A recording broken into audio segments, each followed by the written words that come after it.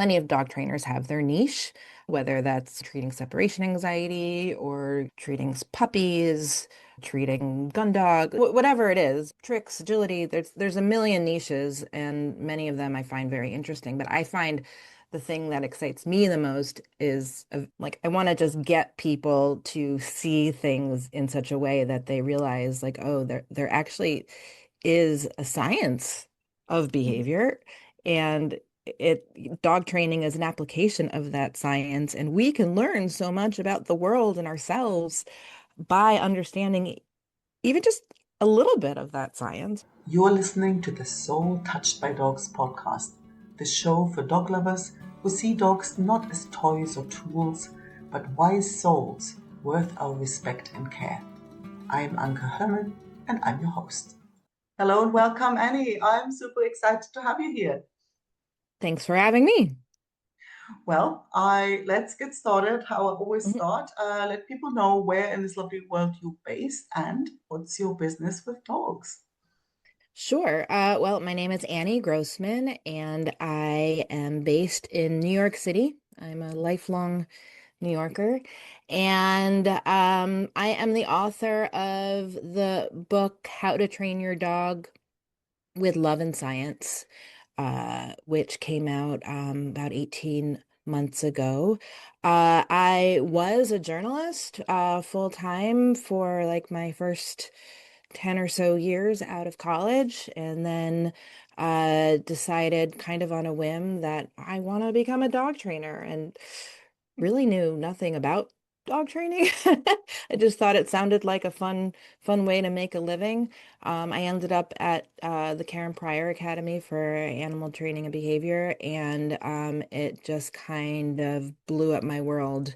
And I got very excited about not only dog training, but positive reinforcement training in general and the science of behavior and the work of B.F. Skinner. Um, so right away, I kind of when I graduated this vocational program in 2010, I started to think, I really need to write about this. This is just such a rich and wonderful world, and I want to communicate my excitement to other people. But I also needed to get good at doing it and make a living. So I ended up starting a dog training center out of my living room uh, in 2012. I converted my living room to kind of like a little like Montessori classroom for dogs, and I started running puppy kindergarten classes, and I called it School for the Dogs. And it pretty quickly outgrew my living room and ended up in a commercial space, a ground floor commercial space in the East Village. And I had that business for over a decade in the East Village. Its final spot was a beautiful two-story facility on East 7th Street.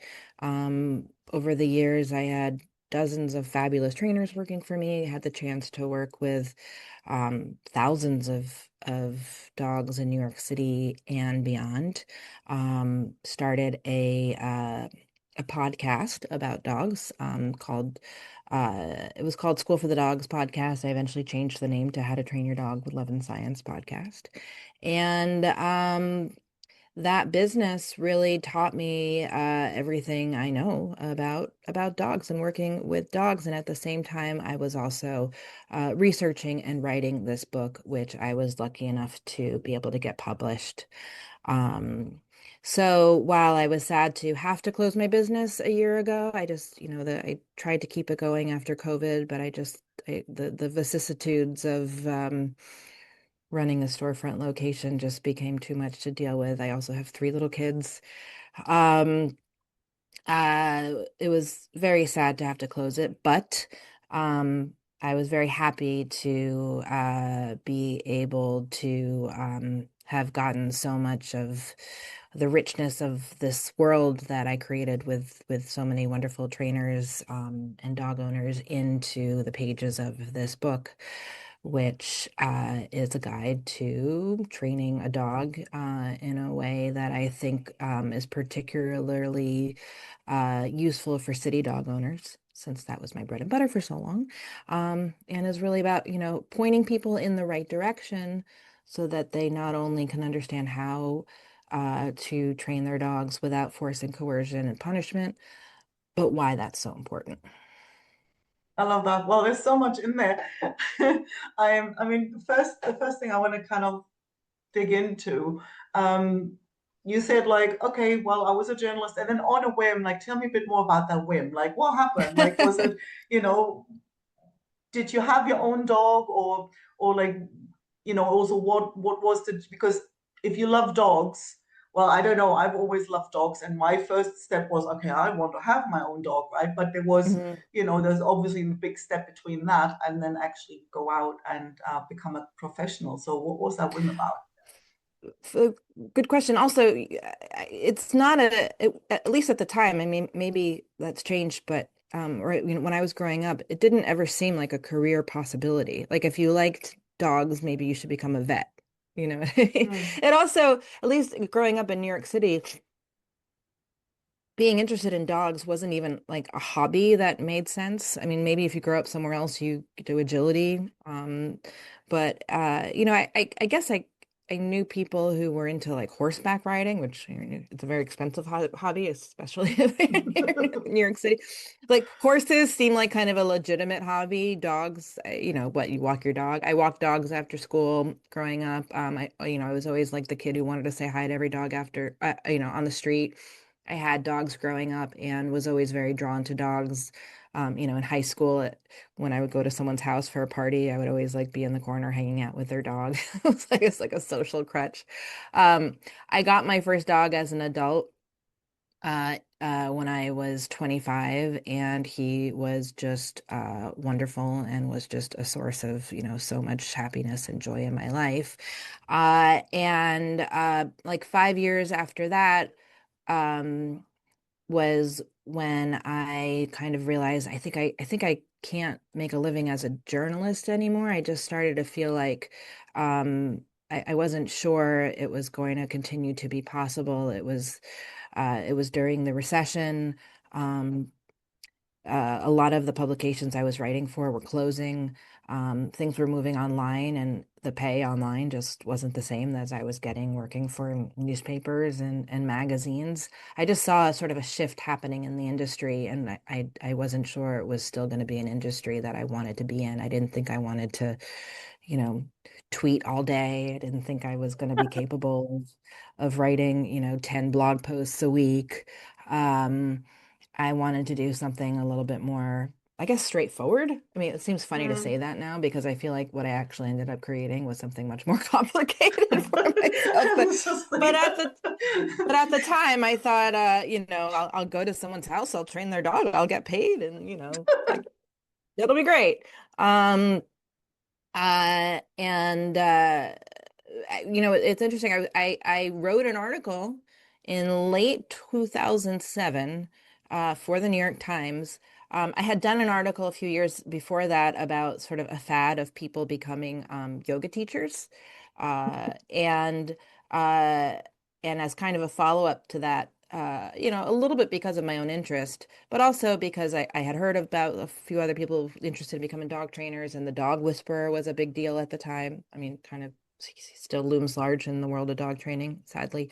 Um, I pitched an article on, hey, like a lot of people are becoming dog trainers, and the Bureau of Labor Statistics in the US actually backed that up and said, I looked at the labor statistics, and it was like, I forget, like 5 times as many people in 2007 were becoming dog trainers as, or there was 5 times as many as 10 years before, or something like that. wow. And so I wrote this article about people becoming dog trainers, and I interviewed a lot of people becoming dog trainers and people in the field.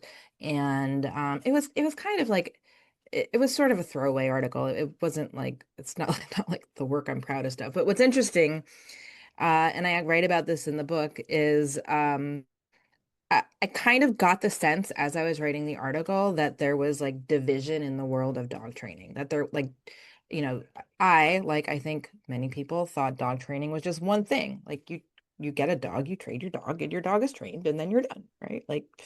Um, like taking your shoe to the shoemaker or something, that's how I thought of it, like a task that needs to be completed.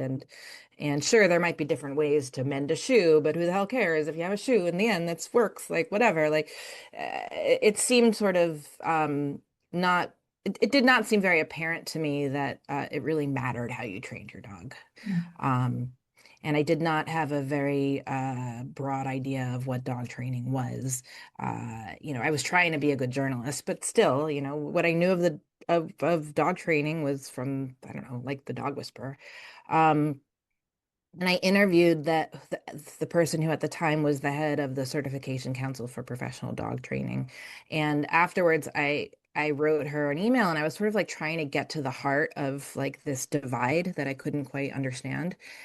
And I said to her something like, uh, I could read it from the book, but I'll just off the top of my head. It was something like, is it true that that there are people who believe that you must communicate with a dog using dog psychology and a kind of pack leader mentality, and then there are other people that believe that dog training has more to do with behavior as it relates to human behavior and beyond, or something like that. Um, and the person wrote back, what you're asking is akin to asking, is it true that some people believe the world is flat and other people believe the world is round?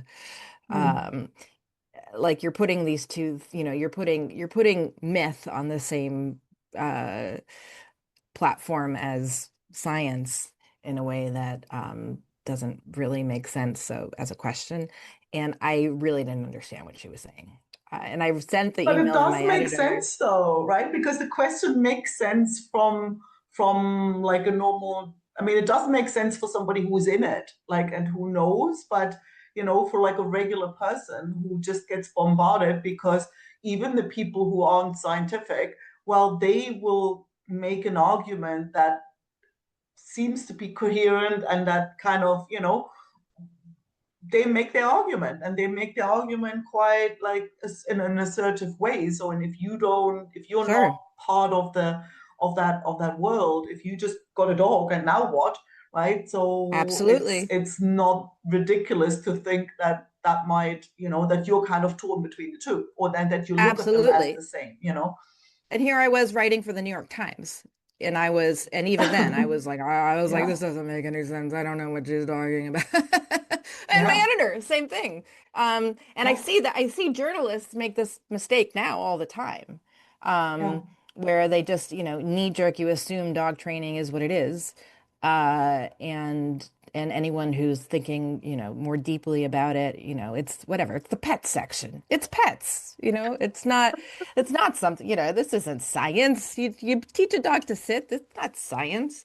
Um, you know, Little did I know that that trying to communicate otherwise to people would become like my life's passion. And that really is the thing I find that I'm most passionate about. Mm, As a dog trainer, plenty of dog trainers have their niche, which I think is wonderful, whether that's, treating separation anxiety or, treating puppies, treating gun dog, whatever it is, tricks, agility. There's a million niches, and many of them I find very interesting. But I find the thing that excites me the most is kind of like the top of funnel.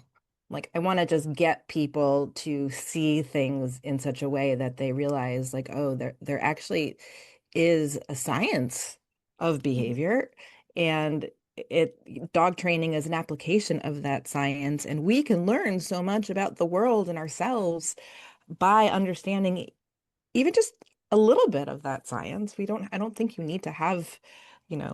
a graduate level understanding in order to not only get behaviors you want with your dog without, having to rely on punishment, force, coercion, etc., but also, affect behavior change in your own life, or at least try to.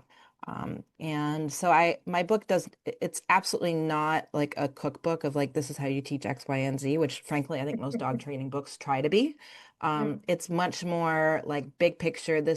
Here's a way to think about this and here are like the questions to ask if you do go and find a trainer or if you do go pick up a book. Like I just want to make people better consumers mm, of dog content, I guess you could yeah. say.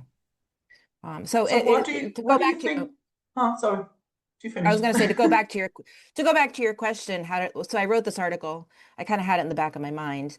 But then I was like, I don't know, like there's not really like so what am I supposed to do? Like go to one of these, like a lot of the dog training schools I came upon in my article just seemed kind of like they just wanted people's money. They didn't seem very Mm, serious. And I think there is a lot of sort of charlatanism out there. Is that a word? Charlatans out there. There's a lot of not great so-called professionals because in most of the world it is not a profession that you need any kind of license for. mm. And the Even the dogs can't certificate complain.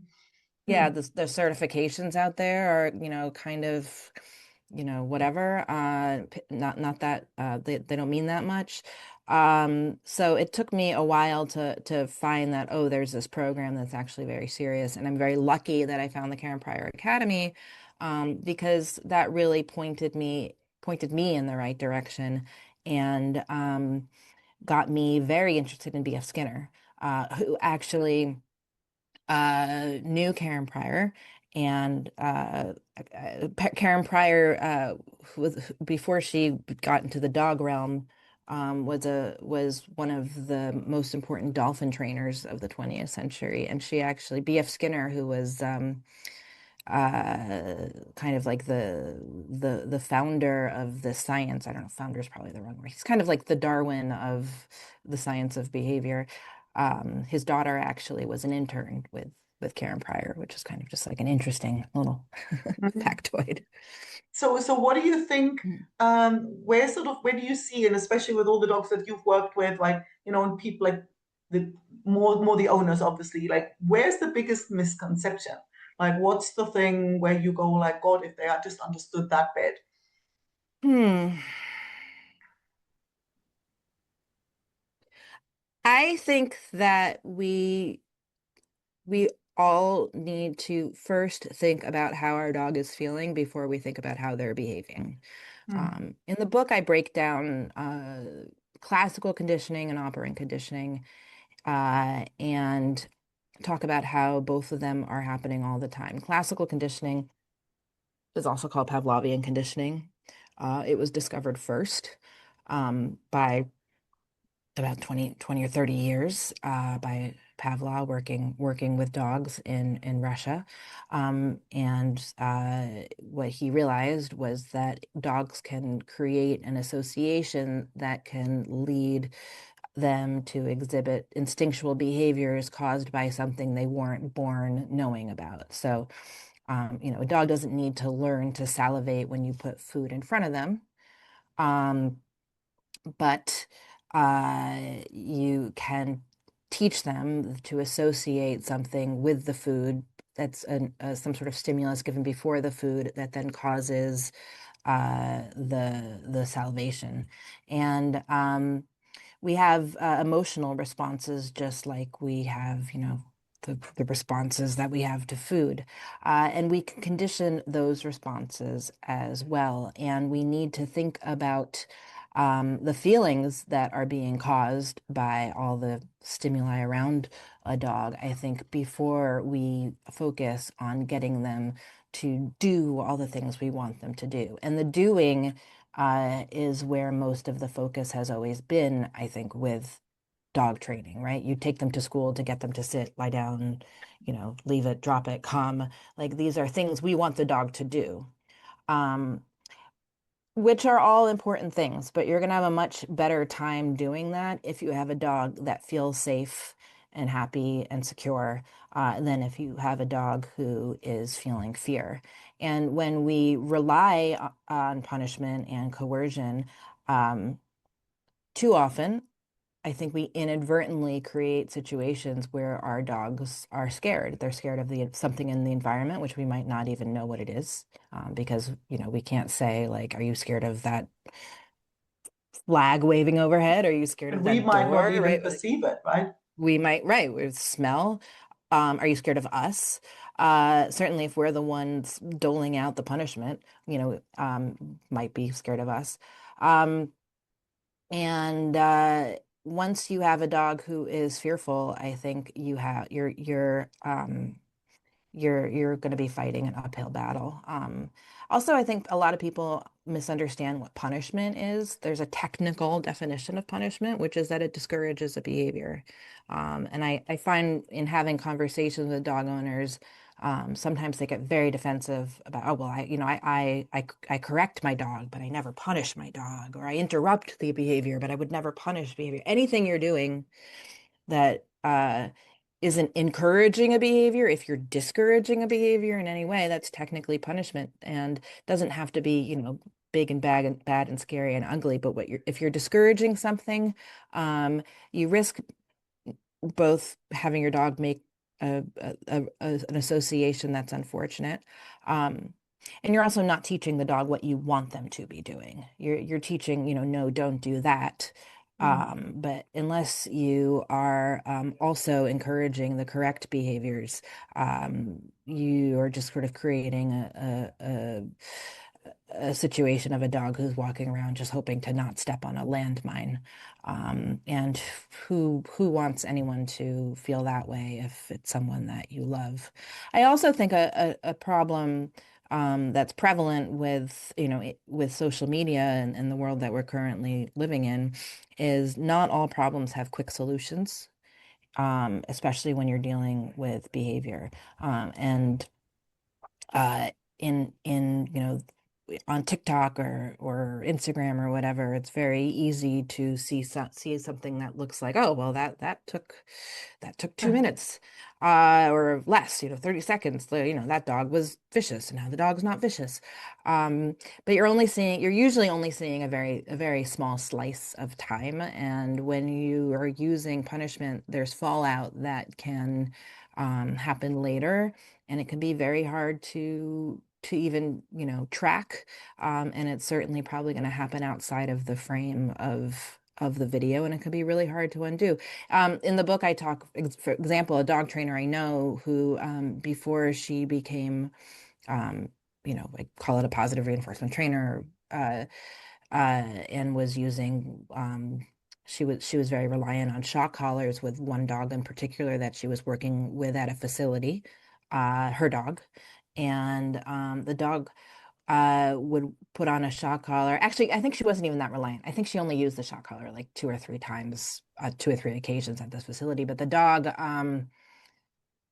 developed a lifelong fear of rubber mats because there was rubber mats on the floor at the facility, and that's where he was getting shocked. So, like, that's not going to appear in the video where it looks like the dog is cured of Yeah. whatever the issue is. So I think that that's a problem of also sadly, I don't think all problems are solvable. And before I became a dog trainer, that seemed crazy to me. Like that, Mm. like you would put a dog down because of X, Y, or Z problem. And unfortunately, I do think that there are times when dogs just they're not bad dogs. They're just not fit for the world that we are asking them to live in. And time and resources often would be better placed helping other dogs live in our world in a way that's safe and kind and happy rather than having to take the risks and also use the kind of force and punishment coercion that some might say is necessary to get X, Y, or Z dog to be, quote unquote safe. We have to think about safety first. And yeah, so that's sort of just a sad reality that I think is there. Mm. No, that's definitely true. And I mean, I don't know. Like, if I see it like a shock collar, it's like I just don't get it. I'm just thinking like, would you put this on your 2-year-old? Like, would you, is that how you would is that the relationship you would want with your kid? Like, why would you want to do that to a dog? Like, I literally just don't get it. That's interesting. I feel that way too. I wonder when you have, first of all, I think one problem with shock collars is they are usually in homes with kids, and I I mean, you can go on YouTube and find plenty of videos of kids putting them on each other or on themselves. You can even find videos as like a joking way of parents putting them on their kids. I Yeah. don't think we should have those things in homes with children when the shock collars also are not regulated. There's no regulation on like Mm. the electricity coming out of those things. And those are just the videos we're seeing. Yeah. You can also find news articles of people who are not using them in, funny haha kind of ways. But also, yeah, like what are we teaching children? What are we teaching children when we say like the only way that I can communicate with this dog who depends on me for everything. I choose where the dog sleeps, what the dog eats, when the dog pees, for God's sake, and where. Um, I control everything about how this dog spends their life, but the only way that I can do that is by causing them pain. I think it's a bad message to send our children, and I do think that those are lessons that are learned early, and we can do better. Yeah, I agree. I agree. We definitely need to do better because, you see, I mean, I've seen like videos on Instagram, it's like I can't even look, when these like, oh, look, we just like, and I've seen them where they kind of just pull the dog up like, it's like, well, yeah, I don't know. And then you see that dog and he isn't calm, like he's just like, cowering there in fear and That sort of like shut down. And I'm like, well, is that what you want, right?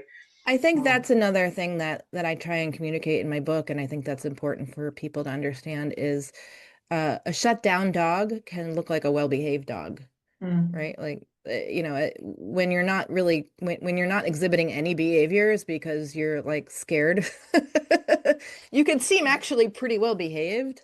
yeah. And a lot of, what Cesar Millan calls like calm submissive are these dogs who are just like totally shut down and like have given up on life. Um, Knowing a little bit about dog body language, I think, goes a really long way. And actually, in the book, I have two sections on body language, one on kind of like happy dog body language and one on sad dog body Mm. language, if you want to kind of put it broadly. And for the sad dog body language section, I dissect an episode of The Dog Whisperer, Oh, because I think it could be useful to watch that show, in that you see a lot of dogs who are really uncomfortable, yeah, and but might be very well behaved. Um, and it's wild how uneducated people are about reading body language. Case in point, um, there's always millions of pictures of online and in ads and stuff of dogs licking their noses, right? People like love to see little doggy tongues like coming out of their mouth. Um, but usually, I mean, unless your dog has like a mouthful of peanut butter that they're trying to get through, like usually if you see a dog's tongue coming out of their mouth, like they're uncomfortable. It's a sign of discomfort. They're communicating discomfort. They're trying to soothe themselves. And yet we live in this sort of strange time and place where we're like celebrating, doggy tongues all the time. It's almost like it's as if like showing like being like super wide-eyed, like you're freaked out, were considered very cute. And like people were posting photos And of it's like, like oh their God, kid. yeah, let's just put you in a panic stage because you look really cute when you're scared, right? Yes, yeah, right. Yeah. Um, So what in the book I tried to, give just enough education on body language, enough Mm. education on, classical conditioning and operant conditioning, otherwise called, I call it learning by association and learning by consequence. Just to get people like again started on the right foot, sort of like fifth grade level education on all of this stuff that you could, there's never ending depth, but where do you start? And Yeah. this is where I hope people will start. Yeah, no, I love that. And I also love it, that you keep it like simple because, sometimes I don't even want to get into this whole argument, when people, well, not people like dog trainers actually go on to like jump at each other's throat in online, right? Like you see that quite a lot. And there's often this argument over technicalities. Like, Mm. well, the dog looked like you took the leash this way and not that way. So that was strictly saying punishment or not or whatever. And I'm thinking like that's not Yes. helpful for a normal person, to It's a argue weird, whether this yeah. is, there is a fine, yes, there are these distinctions. But I always think for your regular dog parent, who just basically, I just want, a chilled walk with my dog. Like, I just want to have a normal life with my dog. I don't really care whether, this is called negative reinforcement or positive with Oh a yeah, no, twitch people or and whatever, people get so, and people get so hung up on that and almost like absolutely. lose the actually objective to, to teach people how to communicate with their dogs. People also get really lost in the jargon of it. Yeah, I think as a writer and as a journalist, at some point I realized like this is what I have to offer. Like yeah. I have a way, I think, of seeing this and communicating this that makes sense, that's big picture and consumable. Hmm. In a way that I think people, like most people, aren't able to do because, like, that's not their background. That's not what they come from. And I also very early on started to see like how many parallels there were to other parts of life. And in my writing, I'm often talking about my kids, and it's not that I think like my kids are dogs. I'm not training my kids like I'd like their dog, like their puppies, da da da da. But I can't help it. Like everything I know about everything I've learned about behavior informs everything I do all the time. I mean, sometimes it just informs me being like, oh God, like I really screwed up. But it makes me like see my screw ups and like Yeah. within in the like rubric of behavior. Um, and and I also makes the world an extra like interesting place to live in. But I yeah, think so. it's a Yeah. dog training is a really weird, like, especially like with social media, it's a very divided world. I don't find it particularly a fun place to be social media wise. And the people who are doing it really well and are, I think have their heart in the right place and are offering good things to clients, are often also going at each other, like you're saying, over these technicalities. And I feel like losing the forest for the trees, because they're so like up in each other's faces about, yeah, like, well, you shouldn't have, pulled the leash in that way, that they're not paying attention to the fact that like the majority of dog trainers out there, as I think, and certainly the majority of dog owners have no idea, what positive reinforcement actually is. They or have no idea that there is a science of behavior and that dog training is like a technology of that science. Like it, saying that kind of stuff is like gobbledygook. I just posted on Substack this piece about I did a video of Martha Stewart talking about how the way she gets her dog to I behave. saw Did you see that. this? It's Yeah. horrible. Yeah. Oh, I Um, can't even look at that. Mm. Yeah, the way she gets her dog to know that she's its mother is by biting the dog. And which is crazy on so many levels. Partially it was crazy because it was published in the Washington Post without comment. Wasn't the Washington Post was just like, here's Martha Stewart's dog training, right? But part of what I wrote about was the comments and how, I, as a, dog training nerd, got I was like rankled by people's misunderstanding, some of the misunderstandings in the comments. And when I would say something like, well, punishment, discourages behavior, and positive reinforcement is not about, like behaviors that are good, and the positive and the positive reinforcement, it's often misunderstood as being like positive means good. Positive in that context actually just means adding something. So if anyway, I got like, I eventually I was like, I can't reply to people's comments. This is not a good use of my time. But it was a lesson in that and I wrote about it. It was a lesson in like not only do people misunderstand this stuff, but people get really upset when Oh they're yeah. corrected, even if it's They're like really into it, right? Yeah, and really insisting on eh, their, yeah. Yeah, And it gets even if it's personal quickly as well, it right? gets very personal. Yeah, and I had people say like telling me I was, speaking nonsense when I'm like, I know that I'm not, but I'm not gonna, go to battle over it. No, no, hell no. But I think it stems from I think a lot of it stems from the fact that people don't even know that there's a science of behavior. I know I was a good student, went to college. I didn't know there was a science of behavior until I became a Yeah, dog until trainer. you figure it out. Yeah, And totally. that's just like a big hole in education and if you can get wise to that by, training your dog, then like that's a great way in, I think. Yeah, I love that. So, where can people get the book, find out more about you, connect, get on your email list, or, Yeah. you know, find So out more? the book is called How to Train Your Dog with Love and Science. It's available wherever books are sold. If you go to my website, anniegrossman.com/book, and you upload a receipt, I'll actually send you a little custom-made clicker.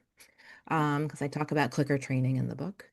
And these days I am writing on Substack. My Substack is called Don't Be a Dick to Your Dog. I love Uh, that. so I hope people will find me there.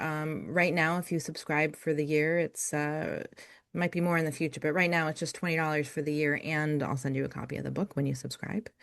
And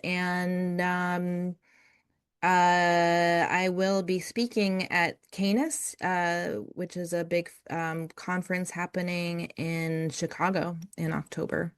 I will be speaking there about getting away from using jargon when talking to people about dogs and dog training, which is a lot of what we've been talking about here.